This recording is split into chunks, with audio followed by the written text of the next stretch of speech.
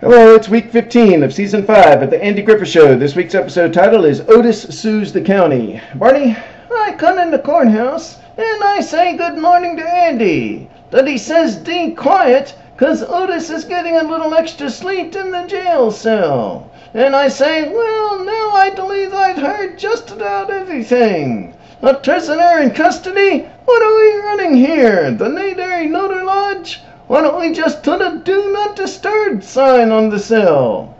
And then Otis wakes up and he starts making noise while I'm talking to the sheriff. And he and I start arguing and Andy makes us stop.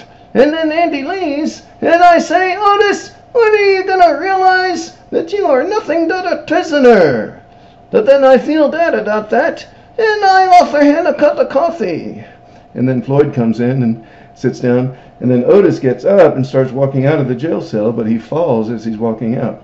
And he gets up and he says he's okay, but he's rubbing his knee and says he thinks he may have sprained it. And I say, well, you better fill out a thorn, Otis. An accidental injury occurring on county property thorn. It's got to be filled out in triplicate. And he says, he's always had trouble with this knee. And I give him his copy to fill out and to get notarized. And he takes it and says he will, although he doesn't really want to. And then the next day I ask Andy whether he's seen my copy of the accident report, and he says, yeah, but it don't seem serious, so he's not going to file it. And I say, oh boy, first I got to argue with the prisoner, and now you're ducking. It's just that there's a right way and a wrong way of doing these things. And then Otis comes by to say that the notary public in Mayberry is out of town for 2 weeks, it turns out. So he tries to turn in the form to you without the notarization. And you tell him no, that's not acceptable. He's going to have to go to Mount Pilot to find a notary public there. So Otis takes it to a lawyer in Mount Pilot to get it notarized. And the lawyer sees that it's a report of an accident on county property, so he convinces Otis to have him file a lawsuit against the county. And the next day, we get a notice in the mail that the suit is for $5,000. So Andy tries to get an accurate account of what happened from Floyd, since Floyd was a witness. But all Floyd can say is that Otis fell down. And then the lawyer comes in the barbershop and tries to get Andy to settle out of court. So Andy calls the county legal department and says that they'll take over. And later Andy and I see Otis in town. And I say, you're nothing but a double-crosser, Otis. And we start walking away mad. And Otis says he'll see us next Saturday night. So I get an idea. I set up the tape recorder in his jail cell for when he comes in on Saturday. And he shows up, and I turn it to record, and I let him keep his liquor, and then I encourage him to have more drinks. But Otis wants me to drink with him, so I do.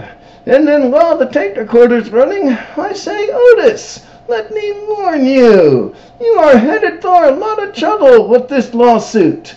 Look, Otis, I want you to tell me the truth. The plain, unvarnished truth about what happened. Come on, Otis. Now come clean. How did you fall? And Otis says he doesn't know. He could have slipped or tripped.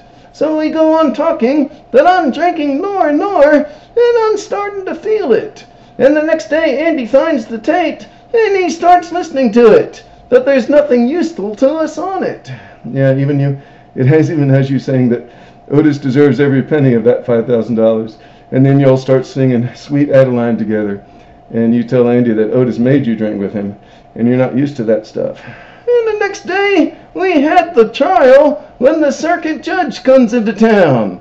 And Otis's lawyer says the floor was slippery. And I say, what do you mean slippery for? I've been around here 5 years, and never once have I. But Andy makes me be quiet. And then Otis starts telling his version, and then he says he remembers he tripped on his own coat.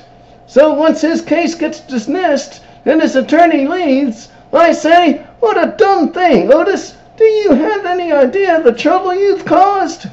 And we start fighting again, and Andy makes us stop again. And the next day in the barber shop, I say that I was on to that lawyer the whole time.